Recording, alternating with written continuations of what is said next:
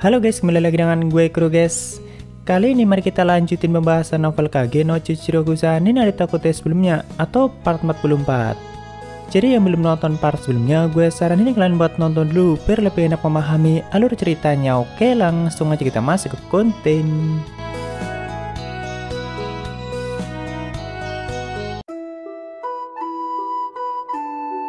Jadi sebelumnya Zeta sudah menceritakan masa lalunya sebelum akhirnya dipungut oleh Sedo dan diberikan nama Zeta oleh Halpa. Itu adalah masa lalu yang sangat kelam dan bahkan di sini Zeta sendiri mengatakan itu adalah masa-masa yang sangat berat.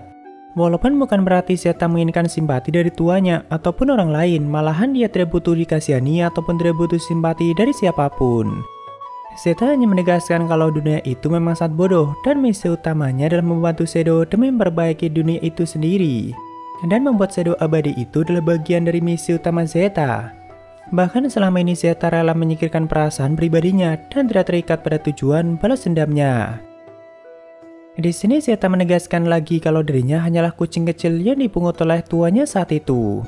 Makanya selama ini Zeta selalu memikirkan dunia yang diinginkan oleh Sedo itu seperti apa dan berniat mewujudkannya. Cuma selama ini Sedo jarang sekali menceritakannya dan itu membuat Zeta cukup kesulitan. Mungkin maksudnya dari dulu Kanji tidak pernah mengatakan dunia atau kehidupan seperti apa yang diinginkannya. Makanya sebelumnya saat Cid mengatakan menginginkan kehidupan yang abadi, Zeta langsung berusaha keras untuk mewujudkannya. Mau seperti apapun caranya itu, sekalipun harus membangkitkan sang iblis diabolos. Dalam pemahaman Zeta kan seperti itu, walaupun ya sebenarnya tujuan Cid hidup abadi cuma supaya bisa bersenang-senang selamanya aja. Ya, sebenarnya ada banyak hal yang mereka bicarakan di sini terkait misi Zeta untuk membuat tuanya abadi dan bahkan dia berniat membangkitkan sang iblis diabolos untuk melakukan semua itu. Tapi sepertinya Cid sama sekali tidak berniat untuk menghentikannya dan malahan mengatakan kurasa kau memahaminya dengan baik.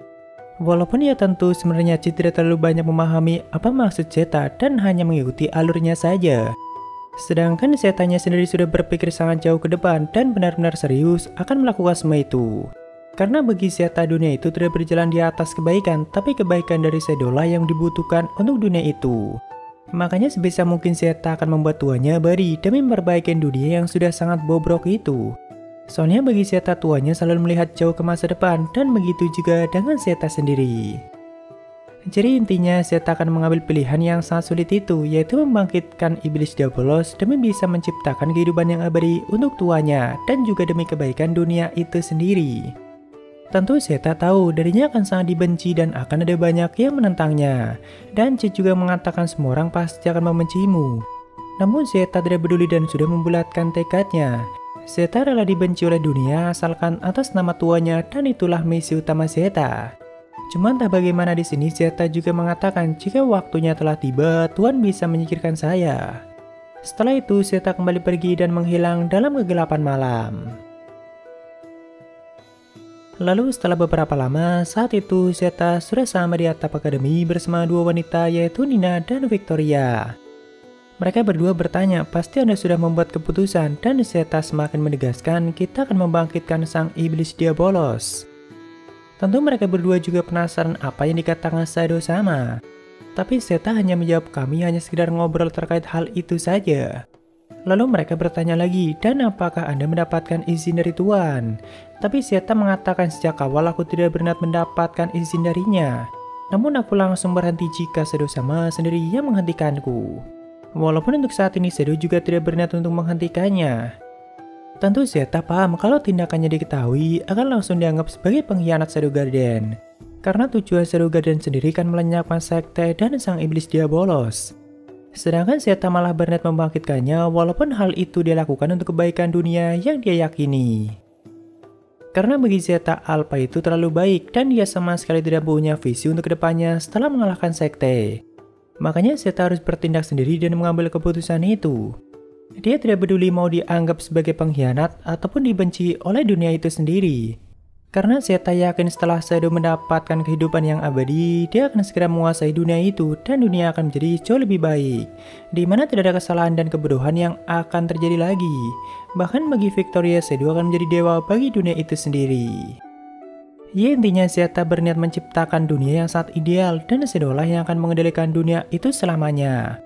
Walaupun ya tentu itu dunia ideal dalam pemahaman Zeta sendiri dan bukan berarti ideal dari sudut pandang orang lain.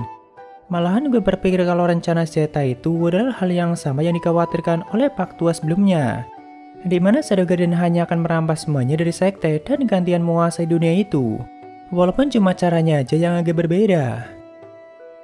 Di sini setelah Zeta memerintahkan untuk melanjutkan rencana, Victory dan Nina pun segera pergi dari tempat itu. Sedangkan Zeta masih di situ sambil mengingat kembali kenangan masa lalunya dan memeluk dirinya sendiri dengan sangat erat. Dengan nada yang cukup lirih, Zeta juga mengatakan ayah dan ibu, aku sudah semakin kuat. Lalu Shin pun berpindah ke tempat lain atau tepatnya di sebuah reruntuhan yang menyegel lengan kanan dia bolos. Saat itu Fenrir sedang berpikir keras mengenai tindakan Zeta sebelumnya yang sudah berhasil menerobos sampai ke bagian terdalam. Nah, sebelumnya kan Zeta dan Nina sudah berhasil masuk dan bahkan sudah menemukan 4 siswa yang digunakan untuk membuka segel. Cuma mereka tidak melakukan apapun selain menganalisa dan malah membiarkan para siswa begitu saja. Nah, tentu Fenrir yang mengetahui jejak mereka mulai berpikir kenapa mereka tidak menghancurkan peralatan yang digunakan untuk membuka segel dan untuk tujuan apa mereka masuk. Namun Fenrir juga menyadari kalau sistem pertahanan semua diaktifkan. Jadi Fenrir hanya menyimpulkan kalau mungkin saja pahlawan Deli yang berhasil mengusir mereka dan mereka tidak sempat untuk melakukan apapun. Karena bagi Fenrir hanya kesimpulan itulah yang paling masuk akal. Tak lama kemudian tiba-tiba terdengar suara dari dalam kabut dan Fenrir yang mendengar itu langsung menghunuskan pedangnya. Ternyata orang yang datang adalah Petos yang saat itu sudah menjadi salah satu petinggi sekte dan menempati kursi ke-10. Sebenarnya di sini Fenrir mengajukan pedangnya dengan niat untuk membunuh karena memang tidak tahu kalau Petos akan datang padanya. Cuma untungnya Petos bisa menghindari tebasan itu walaupun memang Fenrir tidak menyerangnya dengan kekuatan penuh. Namun jika menggunakan kekuatan penuh bisa dipastikan kalau Petos akan langsung mati saat itu juga. Di sini awalnya Petos memuji kekuatan Fenrir dan sempat berniat mengajaknya basa-basi. Cuma Fenrir langsung mengatakan, kita tidak sedekat itu untuk saling basa-basi dan katakan langsung tujuanmu. Jadi intinya Petos itu diutus oleh para petinggi lainnya ke tempat itu untuk membantu fraksi Fenrir dan memberikan artefak kuno padanya. Karena kegagalan berulang kali yang dialami fraksi Fenrir sudah menjadi masalah bagi mereka semua dan para petinggi yang hadir di meja bundar akhirnya memutuskan untuk mengambil tindakan dan tidak akan tinggal diam. Soalnya memang saat itu sekte sangat kekurangan bahan atau tetesan untuk menciptakan pil abadi mereka dan juga untuk menciptakan pil merah. Sedangkan lengan kanan dia bolos yang sedang berusaha dibuka segelnya oleh Fenrir malah masih belum berhasil. Dan saat itu prosesnya baru berjalan 60%, jadi masih kurang 40% lagi sampai segelnya terbuka sepenuhnya. Apalagi insiden di kota suci sebelumnya sempat melenyapkan santuari dan itu adalah masalah yang cukup besar bagi sekte dan para petingginya. Bahkan Petos mengatakan kalau saat ini Aurora semakin memberikan penolakan dan itu membuat tetesan yang dihasilkan juga semakin berkurang. Jadi saat ini setiap tahunnya sekte hanya bisa menghasilkan 9 tetesan dan itu tidak mungkin cukup untuk para petinggi yang jumlahnya 12 orang. Walaupun kata Petos untungnya Shadow Garden sudah berhasil mengurangi jumlah mereka dan membantai 2 diantaranya, yaitu kursi ke-11 Nelson dan juga Mordred yang menempati kursi ke-9. Jadi ya harusnya hanya tinggal 10, sedangkan tetesan yang bisa dihasilkan hanya 9, yang berarti ada orang yang tidak kebagian. Di sini Petos mengatakan jika 2 kursi kosong itu segera diisi, mungkin giliran Fenrir sama yang tidak akan mendapatkannya. Bahkan dia mengatakan itu sambil cekikikan dan dengan nada yang seperti mengejek. Fenrir yang mendengar itu langsung menebas jubah Petos sampai terbelah dan bahkan sempat memberikan luka sayatan kecil di leher Petos. Lalu Fenrir mempertegas, kau pikir posisimu setara denganku pendatang baru. Namun Petos mengatakan, aku hanyalah menyampaikan pesan yang sudah dibahas di meja bundar dan mereka sudah memutuskannya. Lalu Fenrir bertanya apakah Loki yang melakukannya. Jadi Loki juga adalah salah satu petinggi sekte dan sepertinya dia merupakan orang lama yang cukup disegani oleh para petinggi lainnya. Walaupun ternyata selama ini Loki dan Fenrir seringkali berbeda pendapat dan mereka seringkali melakukan persaingan. Lalu di sini Fenrir juga menyalahkan sekte atas insiden 5 tahun yang lalu atau tepatnya saat Shadow menyelamatkan Zeta dan menghancurkan kereta mereka. Jadi waktu itu kan Shadow Garden masih belum berkembang seperti saat ini dan sama sekali belum dianggap sebagai ancaman oleh sekte. Makanya dalam insiden itu sekte memutuskan untuk mengabaikannya dan tidak segera mengambil tindakan apapun. Nah, bagi Fenrir jika saat itu sekte segera mengambil tindakan dan melenyapkan Shadow Garden, maka mereka tidak akan menjadi sekuat dan sebesar saat ini. Bahkan saat ini Shadow Garden sudah menjadi ancaman yang sangat besar bagi sekte dan selalu mengacaukan semua rencana mereka. Cuma di sisi lain akibat tindakan Shadow Garden yang berhasil membantai para petinggi dan semakin memojokkan mereka, para petinggi lainnya yang tadinya cuma bersantai saja saat ini sudah mulai turun tangan langsung dan Petos sendiri jadi punya kesempatan untuk menempati posisi 12 round.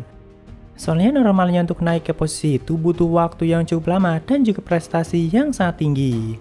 Sedangkan Petos bisa dikatakan naik dengan cukup mudah dan prestasi besar yang membuatnya diangkat hanyalah membantai suku Zeta di masa lalu. Jadi ya berkembangnya Shadow Garden bukan hanya memberikan kerugian bagi pihak sekte namun juga memberikan keuntungan bagi Petos sendiri. Nah sebelum datang ke tempat itu, Petos sudah menghadiri pertemuan meja bundar bersama para petinggi lainnya. Dan bahkan Loki yang biasanya jarang hadir sampai datang langsung pertemuan itu dan mau bekerja sama dengan para petinggi lainnya. Jadi setelah sekian lama, akhirnya para kesatria Rona atau para petinggi sekte mulai bergerak bersama demi mengatasi masalah kali ini. Karena ya masalahnya bukan hanya di kerajaan Midgard saja, namun juga di beberapa wilayah lain yang mulai diambil alih oleh Shadow Garden dan salah satunya adalah kerajaan Oriana.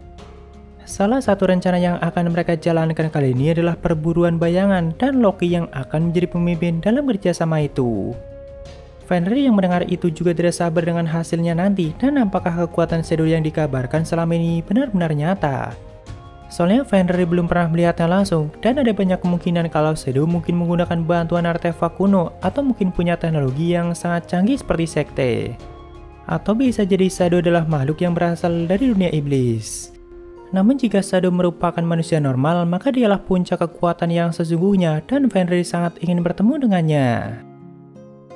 Tidak hanya itu, Petos juga diberikan artefak berupa kalung dengan jam dan mereka meminta Fenrir untuk menggunakannya. Itu adalah artefak terbaru yang belum lama dikembangkan oleh sekte dan tentunya sangat berbahaya. Karena Fenrir sendiri juga sudah tidak peduli dengan keselamatan kerajaan Midgard dan mereka sudah terlalu lama mengendalikannya. Jadi yang penting saat ini adalah membuka segel lengan kanan Diabolos dan juga membangkitkannya. Nah, karena tidak biasanya Petos datang langsung hanya untuk menyampaikan semua itu dan mau bekerja sama dengan fraksi Fenrir. Jadi di sini Fenrir mengatakan, aku ingin tahu apa tujuanmu yang sebenarnya datang langsung ke tempat ini.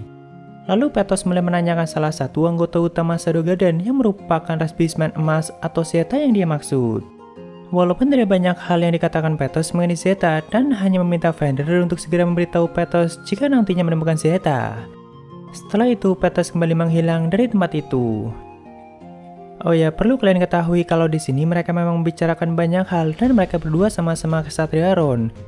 Cuma selama pembicaraan itu terlihat jelas kalau Fenrir tidak mau disetarakan dengan Petos dan merasa punya kedudukan yang lebih tinggi.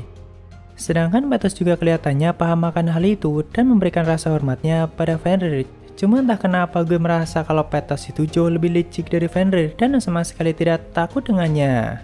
Walaupun kelihatannya dia tetap memberikan rasa hormatnya.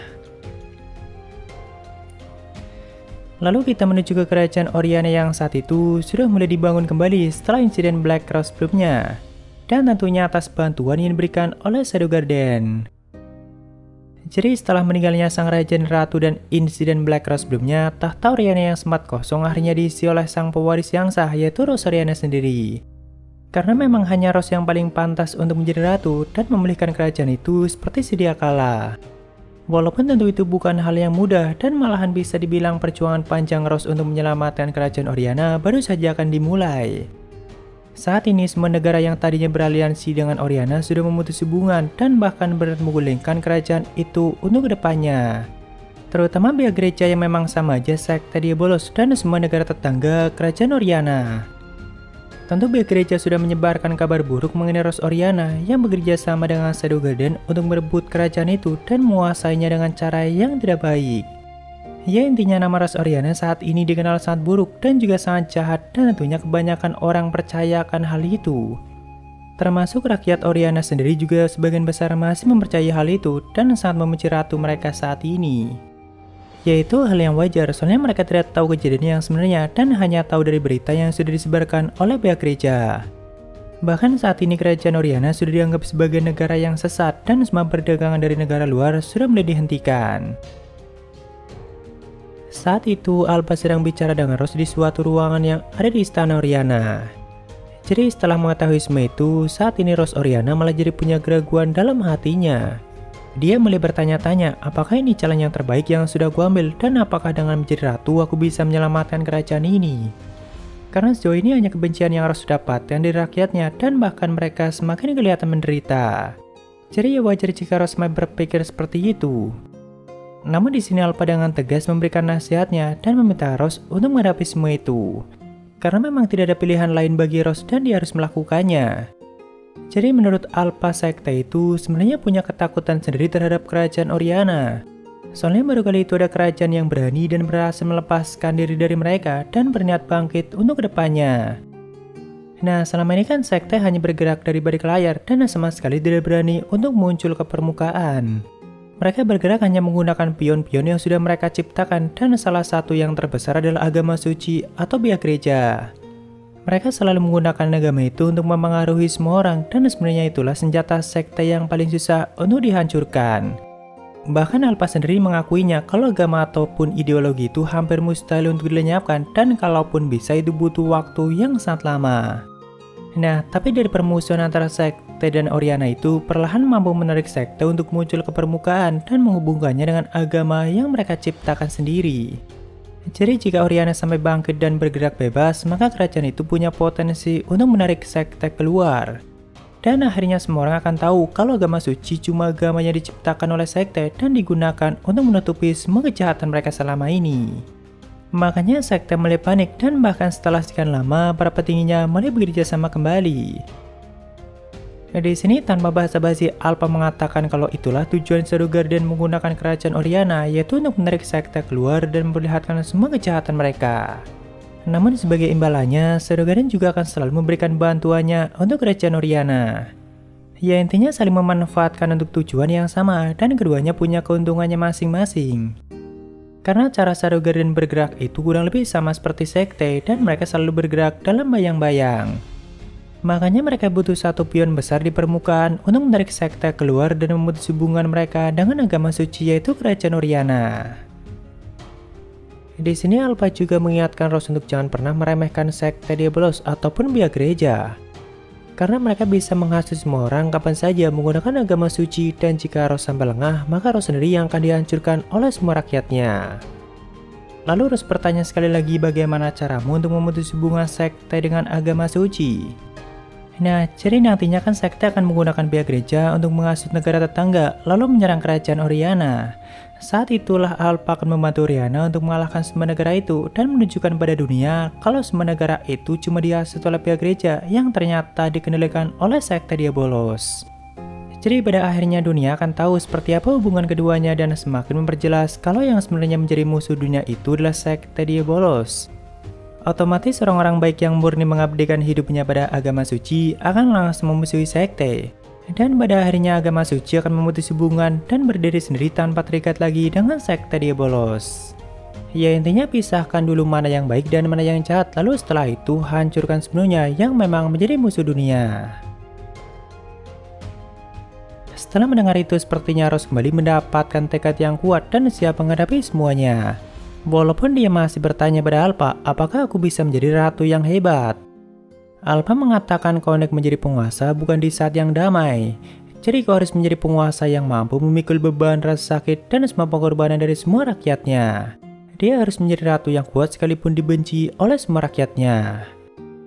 Ya sebenarnya ada beberapa hal lagi yang harus tanyakan pada Alpha, dan Alpha selalu menjawabnya dengan bijak namun juga sangat tegas. Karena Nona Alpha kalau ngomong itu sangat belak-belakan dan sama sekali nggak pakai bahasa basi. Namun justru hal itu membuat Rose semakin kuat dan semakin paham dengan kelemahannya sendiri. Bahkan dia sampai memotong rambutnya sendiri dan itu membuat rambut Rose Oriana menjadi cuma sebahu. Tapi itu menandakan kalau tekadnya semakin kuat dan nyatanya dengan rambut seperti itu dia malah jadi kelihatan lebih cantik. Apalagi Alpha menjamin kalau Shadow Guardian akan selalu membantu Oriana dan tidak akan pernah mengkhianatinya. Lalu setelah melakukan obrolan yang cukup panjang, saat itu Alpha menyuruh dua wanita untuk masuk ke ruangan yaitu nomor 664 dan 665. Dan Alpha memerintahkan mereka untuk tetap menemani Rose di kerajaan Oriana. Jadi mereka lah yang akan menjadi penghubung antara kerajaan Oriana dan Shadow Guardian. Tentu Rose juga sangat senang bisa kumpul lagi bersama mereka dan akan berjuang bersama lagi untuk kedepannya. Setelah itu, giliran Gamma yang masuk ke ruangan dan berniat melaporkan hal yang katanya cukup penting. Awalnya harus berniat mempersiapkan ruangan lain untuk mereka, namun ternyata Alpha bilang tidak masalah dan kau bisa melaporkannya di sini saja. Jadi pertama Gamma melaporkan kalau cabang Mitsugoshi di Oriana sudah ditutup dan sebagai gantinya Gamma berniat memperluas markas Shadow Guardian yang ada di kerajaan itu. Lalu kedua mengenai peralatannya di bawah beta dari bumi atau Gamma menyebutnya sebagai dunia iblis, yaitu laptop dan tablet sudah mulai diselidiki semuanya oleh Eta.